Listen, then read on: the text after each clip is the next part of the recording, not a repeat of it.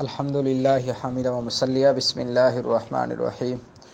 آج ہمارا الحمدللہ اللہ کی توفیق کے ساتھ بلوغ المرام من ادلۃ الاحکام حافظ ابن حجر العسقلانی رحمہ اللہ کی معروف کتاب ہے۔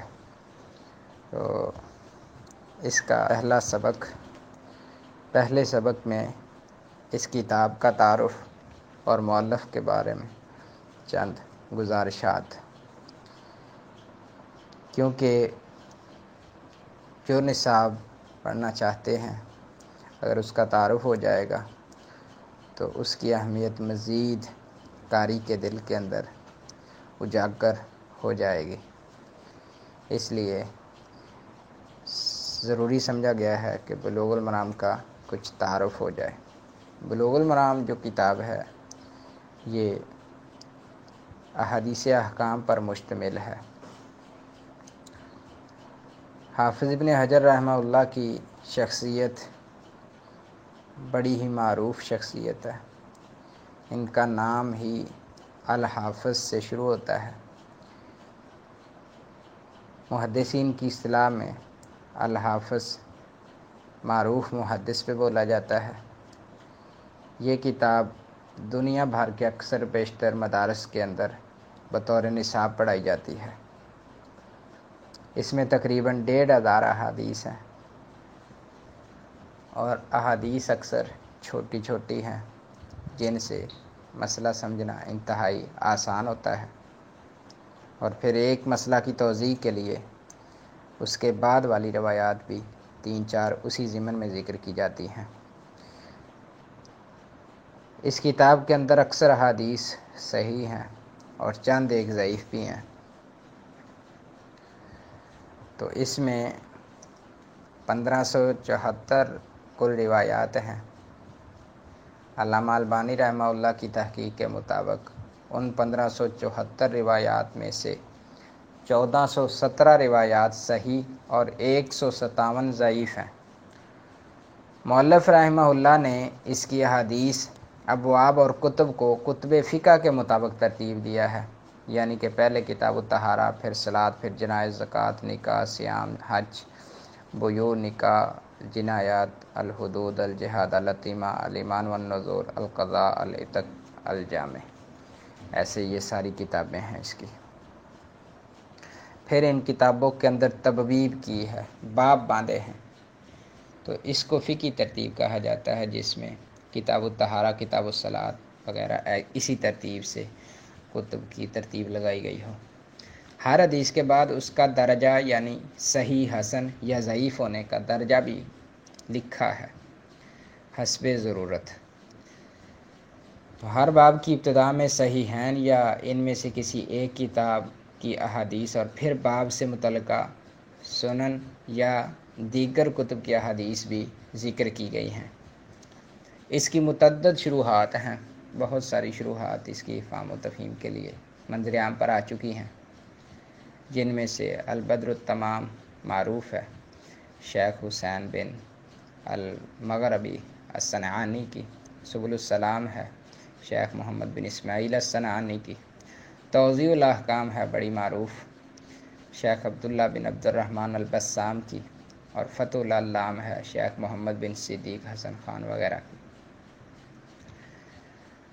اس کتاب کے مؤلف بھی بڑے ہی معروف ہیں۔ بلوغ المرام من ادلۃ الاحکام کے مؤلف، ان کا نام و نسب امام علامہ شہاب الدین حافظ ابو الفضل احمد بن علی بن محمد بن حجر العسقلانی کے نام سے معروف ہیں۔ اس کتاب کے عربی نسخہ کے شروع میں ان کا نام و نسب مکمل ذکر کیا گیا ہے۔ ابو الفضل شہاب الدین احمد بن علی بن محمد بن احمد الکنانی الشافعی المعروف بابن حجر العسقلانی، یہ ان کا نام لکھا گیا ہے۔ تو مقام تاریخ پیدائش، آپ رحمہ اللہ مؤلف رحمہ اللہ مصر میں 10 شعبان 773 ہجری میں پیدا ہوئے۔ بقول بعض 22 یا 13 شعبان کو، لیکن زیادہ معروف قول 10 شعبان 773 ہجری میں پیدا ہوئے۔ آپ کی تعلیم و تربیت آپ رحمہ اللہ نے مصر میں ہی پرورش پائی۔ اللہ تعالیٰ نے آپ کو بہت زیادہ حفظ عطا فرمایا تھا۔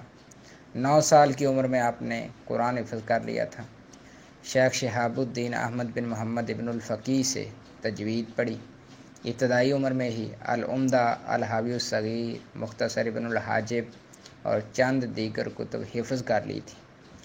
دیگر محدثین کی طرح آپ نے بھی طلب علم مثلاً علوم الحدیث، علوم الفقہ اور علوم التفسیر وغیرہ اور تحقیق مسائل کی غرض سے مختلف علاقوں مثلاً حجاز، شام، فلسطین اور یمن وغیرہ کا سفر کیا تھا۔